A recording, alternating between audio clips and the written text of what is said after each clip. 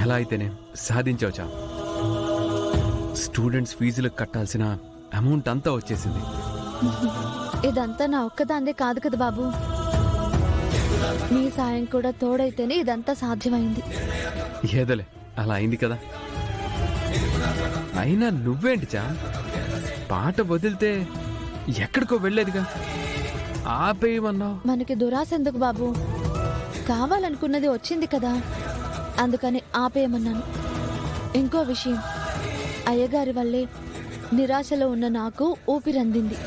అయ్యగారి దంపతులుగా అమ్మవారి తొలి పూజలో కూర్చుంటేనే కదా న్యాయం. ఏంటి ఈ చిన్న గ్యాప్ లో ఇంత ఆలోచించవచ్చా?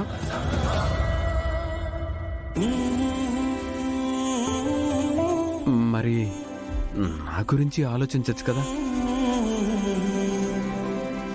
చామ్. బాబు ఏం చేస్తున్నారు మీరు?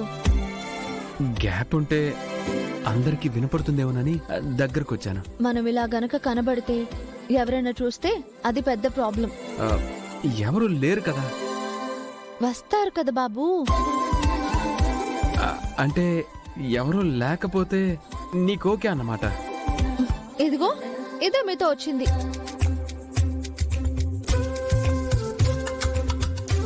బాబు మీతో ఒక విషయం చెప్పడం మర్చిపోయానే.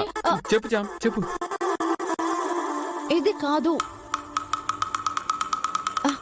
ఆ త్రిపాఠి ఇందాకొచ్చాడు.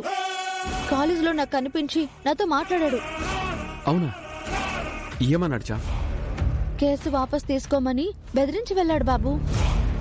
నేను కూడా మీరేం చేసుకుంటారో చేసుకోండి అని కేసు వాపస్ తీసుకోను అని ధైర్యంగా చెప్పాను. మంచి పని చేసావు చామ్. అయినా వాడికి నువ్వు ఇక్కడున్నావని ఎలా తెలుసు? ఆ విషయం నాకు తెలియదు బాబు. ఎలా తెలుసుకొని వచ్చాడు? చామ్, పేరెంట్స్ అందరికి ఇన్విటేషన్ పంపించి పర్సనల్ గా దసరా ఫెస్ట్ కి రమ్మని కాల్ చేసి కూడా మాట్లాడాను. లిస్ట్ లో త్రిపాఠి పేరు కూడా ఉన్నట్టు గుర్తొస్తుంది. అంటే నేనే పిలిచానా? అయ్యుంటుందిలే బాబు. ఇంతకీ ఆ త్రిపాఠి ఎవరి పేరెంట్ అయి ఉంటాడు? గుణా చామ్. సరిపోయింది.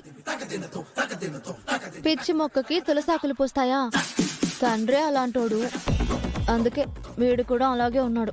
ఇద్దరు ఏం చేయలేరులే.